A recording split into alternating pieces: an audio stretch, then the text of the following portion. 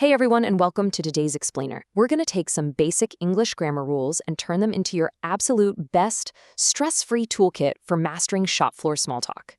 Look, if you work in local commerce, you already know that customer service is about way more than just swiping a card. It's about connection.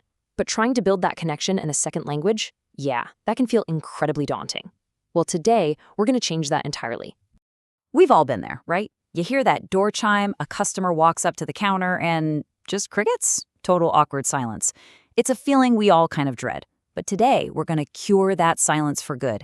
We're breaking down a brilliant session designed specifically for A1 level English learners in local commerce, and we'll show you exactly how to build a fiercely loyal customer base using just a handful of carefully selected phrases. It's really not about having perfect, complex fluency. It's about knowing exactly the right simple things to say at the right time. So here is our customer loyalty blueprint for today. We're going to cover breaking the ice, recognizing the regulars, showing empathy and interest, and finally, the friendly closing formula. Let's dive right in. All right, section 1, breaking the ice.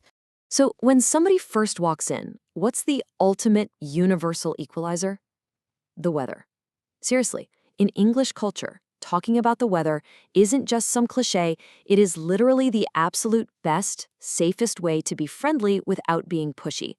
It just instantly lowers people's defenses. And the best part? All you need is the super simple phrase, it is, or it's. If it's hot out, you just say, it's very hot today. If it's freezing, you go with, it's freezing today. Raining? It's a rainy day. And if the weather is actually nice, you can say, it's a beautiful day, isn't it? It's a completely universal, low-pressure way to say, hey, I see you, and welcome to my shop. Let's actually zoom in on that last phrase for a second. Instead of looking at this like some dry, boring grammar rule, I want you to think of the question tag as your secret weapon. It's the ultimate conversation starter tool. By simply adding, isn't it, to the end of your sentence, you're literally handing the conversation over to the customer. You're giving them this really easy, open invitation to just agree with you. It takes the pressure off both of you and just naturally sparks a little back and forth chat. Okay, so the ice is broken, everyone's relaxed. Now we can step it up just a little bit. You can use the present simple tense to ask these really targeted questions to find out if your customer is a neighborhood local or just passing through. You can ask things like, do you live nearby? Or are you on holiday? Maybe try, do you work near here, or is it your first time in the shop? These are brilliant because they're polite, they're incredibly simple, and they instantly give you the context you need. I mean, are they a tourist grabbing a quick bottle of water, or a local you might be seeing every single week? Moving right along to section 2, recognizing the regulars. This is where we shift gears to focus on returning customers. And the absolute most crucial thing here boils down to just one single magic word. Again. When you see someone for the second or third time, throwing this word in changes everything. Instead of just a generic hello, saying good to see you again or welcome back instantly elevates their whole experience. It signals to them, hey, you aren't just an anonymous face, I remember you.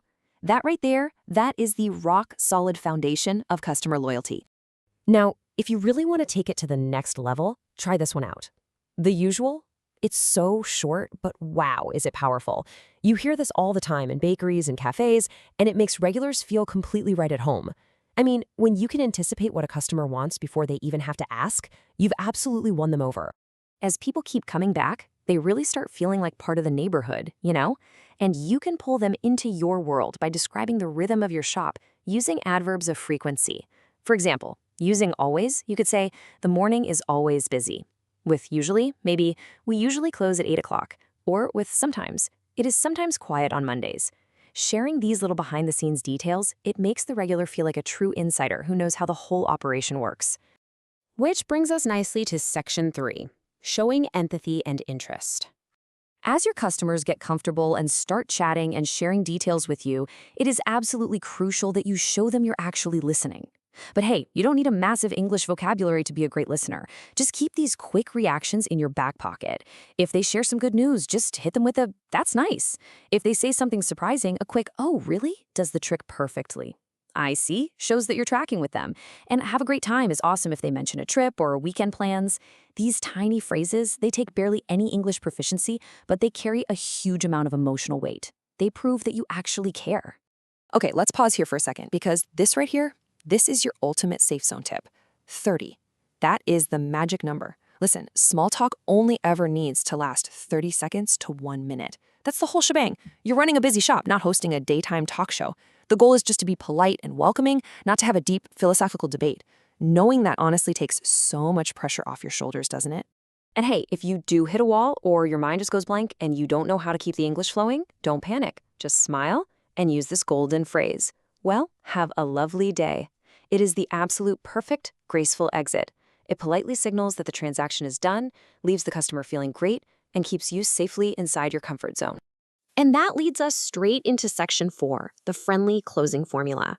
You've got to remember, the interaction doesn't just stop the second you hand over the receipt.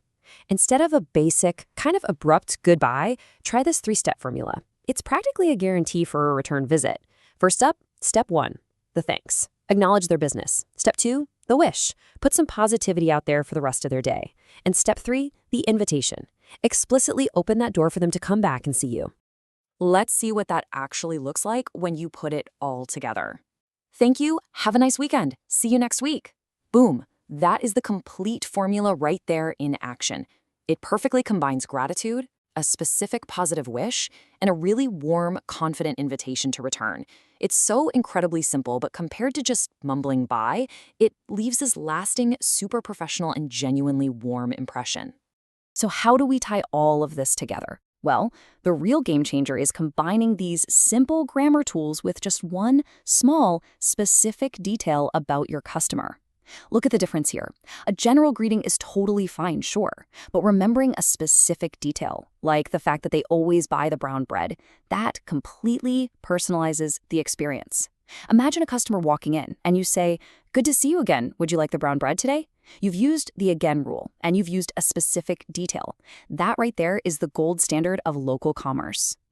And really, that's the true power of language in local business. It's not about flawless grammar or having a massive vocabulary.